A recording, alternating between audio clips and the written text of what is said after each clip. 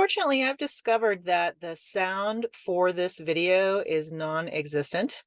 And I did try increasing the volume by 28 decibels and then again at another 28 decibels, and it's just loud noise. I don't know what happened, so I'm just going to record this segment of me talking over this video. Essentially, what I think this video is trying to show you is the mulch and the plants coming in to the mulched areas.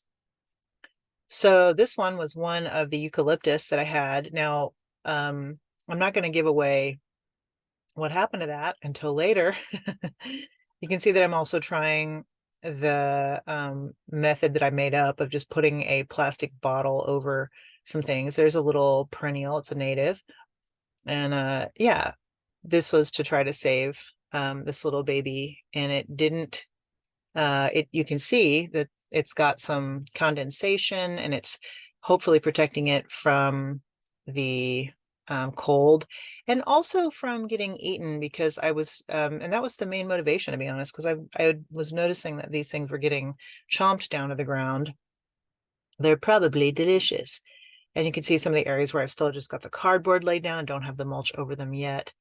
This was a regular willow that I actually was not a regular willow, it was a hybrid willow, Austrian hybrid willow that I had kept alive for, I'd say a year and a half.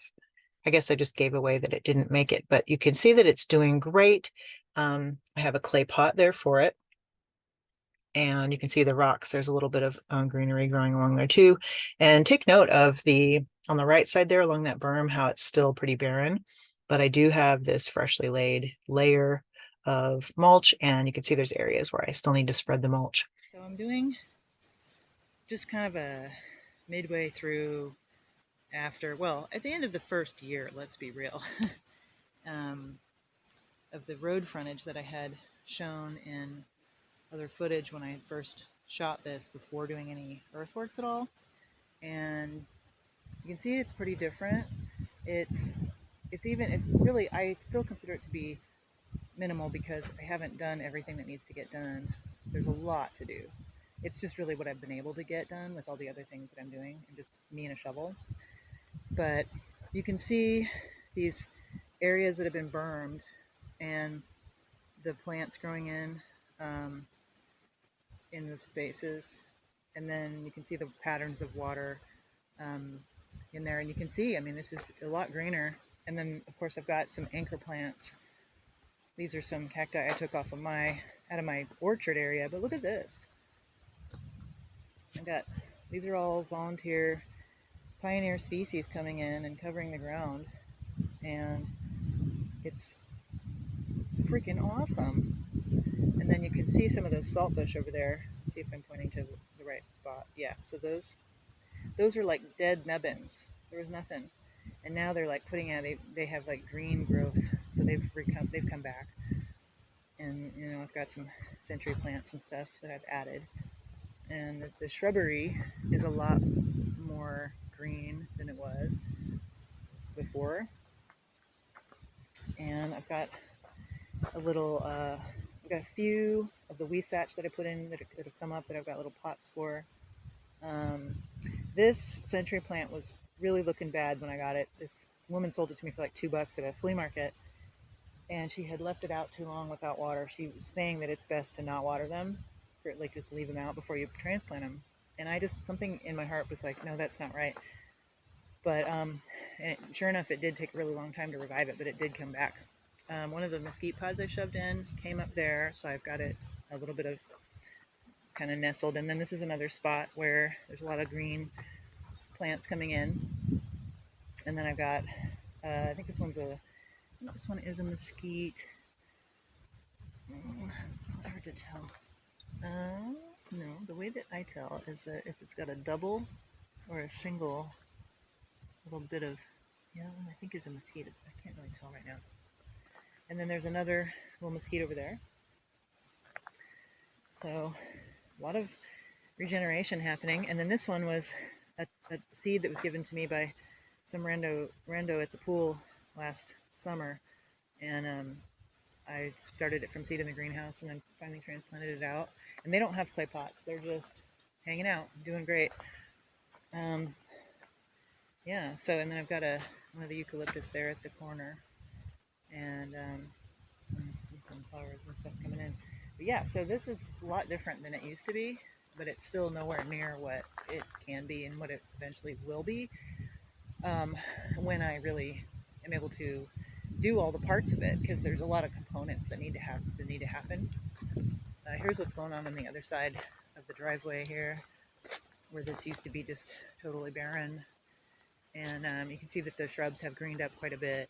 And this is a more barren area because the way that the slope of the land is, this part of the swale doesn't really capture a lot of water. It usually gets like sort of moist. I think I have some pictures showing, a few little patches of a little bit of more moisture.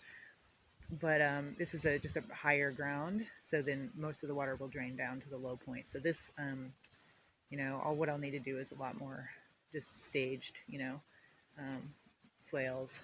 And I've had a lot of blowouts as well, just not having done the swales and stuff as, or the berms as strong as they need to be in certain cases and whatnot. But this still has definitely some improvement. It's much better than it was. This was all barren, and so I have it's kind of a good checkpoint, okay, this is where I'm at the end of a year. This is really not that much, but it's definitely something. And certainly over here, I feel a lot better about this because there's green plants, and they're unirrigated. They're just hanging out. They're desert hardy pioneer ground covers, and they're like little yellow and little purple flowers and sunflowers and stuff, so little white flowers. So that's pretty exciting. And this area, and I know the extra efforts I put into this, but I also know that it's a low point of this particular system coming on this side of the property, so it does hold a lot more water. So those are the differences. So much less water here, and then much more water over there is one of the main reasons why it's still like this on this side, and this side is so much more developed. But it can only get better as time goes on. So pretty good to see the before and after, at least so far. So here's how I went ahead and did the water box installation. The instructions that I was able to find online separately from where I purchased this item, they said something different, and I tried that at first, really wanting to stay true to how it was saying to do it in a desert environment in particular, because that's what I'm working with for this project. But I didn't find it to make any sense, and I, in fact, didn't find it to work. So I went ahead and redid it the next iteration, and I did basically a swale pool, planted the tree down into that like I would do a normal swale, and then set the water box around the tree so that it can grow up, out of that hole there. And make sure you loosen the wick when you are putting the box in, and kind of shove it into the ground a little bit. It's a little tricky to do it, but it definitely is important. And then I brought more soil in around the box to actually basically nestle the box down in the ground. And then I was able to mulch as well around the box to help hold the moisture that is wicking out of the box. So this is how I would recommend installing it. This makes far more sense to me, and so far the trees in this box, in the boxes that I've done this way, are surviving. So it's obviously not my product. I got this online, but this is how I would do it, just so far based on about a year working with this technology. So inside the box, you can see we've got a lot of beetles hanging out, enjoying the cool moisture. And then over here we have our little baby tree hanging out with another beetle. So this is what it looks like down in there, and just thought you'd like to see that. All right, I'm going to show you how I do the buried clay pots. And as you can see, I've got a lot of ecology happening around this clay pot, quite a bit of ways from the pot, but that's because it's combined with a swale here. But this I grew from seed. This is a tree, and it's probably 18 inches tall by now, and it's really healthy. But this is essentially how I do the pots. I had to learn this sort of by trial and error, so I want to share this with you so that you get it right the first time. Essentially, what I've done is I've buried literally this clay pot next to this tree. And this distance here, this is probably a little farther than I would recommend. The closer you can get to the clay pot, the better. Something like this would be ideal.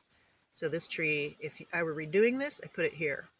But I think because I've got this in a swale, maybe it's a nice energy spot or something. It's really just thriving. But just for if you're able to start this the right way, I would, if you're able to start this from the beginning, I would do it what I would consider to be the right way, and that would be to plant whatever it is you're doing closer to the pot so that it doesn't have to travel, so the moisture doesn't have to travel so far to get to the tree roots. Tree roots do go out laterally, so that might also be why this is still working. So this is just a terracotta, unglazed. You can also use what's called an Oya, which you would have seen in the course module. And the idea is just to bury it right up to the neck, and then you're going to use the tray as the lid and just simply place it on the top. And you can drill a hole in here with a masonry bit if you want to collect rain in here and allow that to go into the pot. That's another nice thing to do for passive irrigation. But what's so fantastic about this is that in the summer, I refill these pots probably every 3 to 4 days. And then in the winter, I'm finding that a week is absolutely adequate and the soil is still moist. So they're quite incredible, and it's what plants prefer. So that might also be one reason why this tree is just doing so great. So that's how you do a clay pot. All right, rather than dig through a bunch of old footage, which I've been doing all day anyway, to try to find clips of this, I'm just going to do a quick rough and dirty version of how do you do a swale. So I've got 2 tools here. I've got this shovel, basic shovel. This one's a really burly one. And then I've got this, which is technically, I think, a concrete spreader tool. And I really love it. I got it for $30 from a contractor. And I find that it's perfect for swales. So you can see I already have the basic dig out, but I'm going to make this smooth and kind of how it's supposed to be for you. So you're going to shave. That's the main thing. Take your shovel at an angle. Normally when you're shoveling, people do this and you put the foot on it. But for a swale, turn it at a really shallow angle and shave into the ground so that you're creating a really gradual slope. And then just simply pile the dirt that you're shaving out of this, pile it down slope. And you can already see, this is the desert. And look how there's already just a little moisture in from, gosh, I think the last time we had was we had a very light rain a few weeks ago. But you can see that even this not finished swale is still holding water because it's a depression. Yeah. It's allowing that water to slow down. That's what we want. And you can see I'm coming up the other bank of it with the shovel, so it's very easy to do. Once you understand how to do it, you're going to become a swale making machine. I certainly hope you do, because swales are amazing. They really have a huge impact. So, now that I have that shaved out, I'm going to come in with the concrete spreading tool.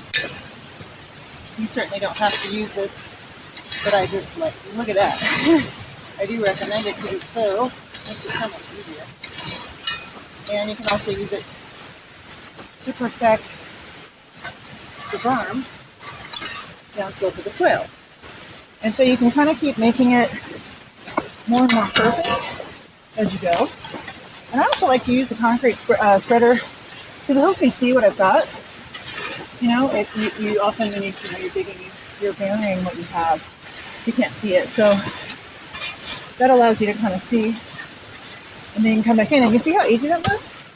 Super just quick, easy movements to create a powerful, low-tech water infiltration machine. That is a swale. And I would say that's pretty much perfect.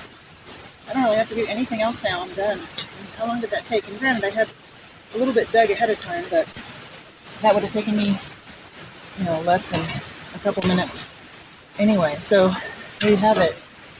I've been getting questions about this for years, and hopefully that clarifies how it's done. Do a quick video walk around so you can really see all the dimensions, because sometimes swales can be very difficult to see depending on the light, you know, like what exactly are we looking at. So this is a quick little 360 view.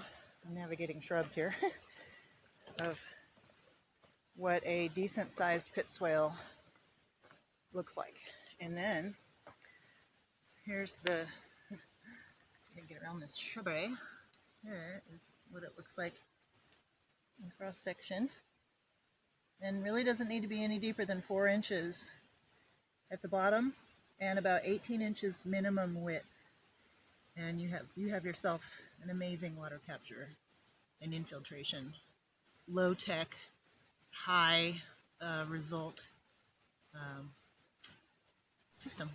This morning I've got bees, hoverflies, and butterflies landing on flowers growing in the desert. And it's so exciting. It means that whatever I'm doing is working. This used to be just straight up desiccated, compacted, you know, bentonite powder with nothing really growing on it except for saltbush. And I didn't plant these ground covers. They just came out of the ground when I started building soil. And I'm just doing simple things. I'm just using straw as mulch. And I did use some mycorrhizae containing starter fertilizer when I put in the lavender, which I've got 2 of here. But these like beautiful green flowering ground cover plants that the butterflies and the bees and stuff are landing on, and the hoverflies, those are some kind of native desert hardy species. So it's just like so neat. My cat's crawling all over me right now. He's enjoying being out here with me, hanging out on a Sunday morning,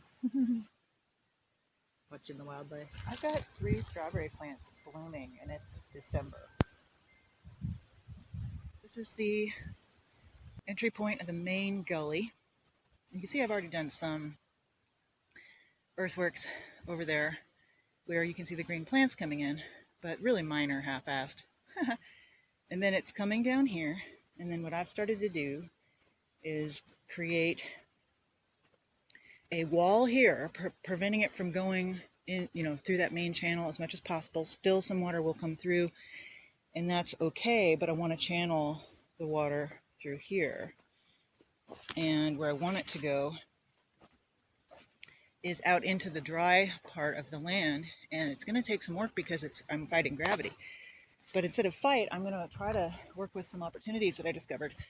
So here, this one, instead of kind of going back into the main gully channel, I'm going to add some more dirt there, and I've added a wheelbarrow, 2 wheelbarrows there to create a little bank, and then hopefully the water will come through this way, so slightly off to the side. And you can see where I did some previous kind of half-assed stuff, and there's plants that came in, and that's okay. I'm going to leave that. But if it's water's coming through this part of it, I'll have to, I think, beef up this bank. I started to take it apart thinking, oh, I could channel. It was before I went. See, that's why it makes sense to start up slope. But I'll redo that. I'll add that back in and beef it up, beef that up over there. And then what I want to do, I'll take this out and I'll let this water go through here into this thing that I started creating today before moving up slope to figure out what I could do to get water into this direction. And then that'll feed into what's going to be then a lateral swale this way. And I think I actually have some leverage with gravity at that point. I'm pulling it as far into the land here as I can. And then it'll spill down, of course, and I'll definitely beef all this up. And then try to get it to go that way across the land rather than this crazy, just straight out, you know, flood, like gush, and then too much pressure on the road berms. So this is kind of what I'm thinking, and I think it's got some potential. So I'm going to try it, because you can see the gully over there, the main gully. It's just eroded and channelized, and like you can see that I've done some effort in there, but they always just wash right through because there's so much water that comes through here. But this secondary channel of the gully it offers an opportunity to try to pull some of this water off laterally into the ground, because there is right here a lower point where I think I have a little bit of gravitational pull that I could get water this way and then at least send it that way. And of course, you can see it's going downhill again, but if I can pull it laterally, then I can pull it over the land and I can green this part of the property. You know, not all of it, because it goes up higher over there, but I think I can get some significant water into this dry area. And these are these lateral swales I've been planning to do, but I just haven't really figured out how to do them yet, because I haven't had the time, the bandwidth to think about this until now. So this is kind of what I'm working on today. So hopefully it works. I'll know next monsoon. This is as far as I've got today so far. I'm gonna take a break. Maybe I'll come back to it today. I don't know. But I'm gonna do a wider pool here, about where you see this line, maybe do like an oval, and then it'll I'll pull like an outlet into the lateral swales that way to further pull the water using gravity, and keep doing that as far as I can to soak this area. And then here I'm going to go down, I don't know how deep, I'll try to just do something, I'm not sure.